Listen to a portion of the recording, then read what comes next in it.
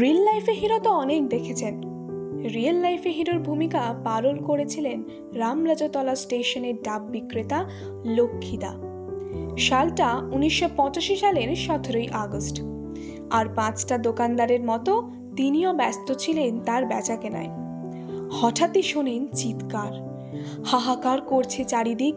চিৎকার শুনে তিনি কাছে গিয়ে দেখেন একটি গ্যালোপিং লোকাল ট্রেন পিষে দিয়ে চলে গেছে তরতাজা 24টা প্রাণ।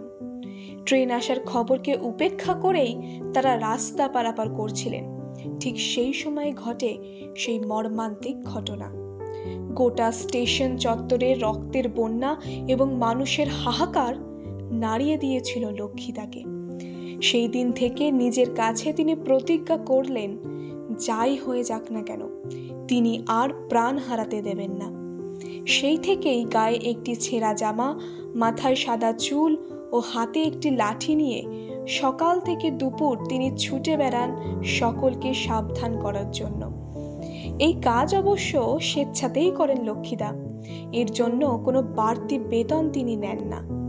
নিজের ডাব বিক্রির পাশাপাশি তিনি এটাকেও নিজের কর্তব্য বলেই মনে করেন।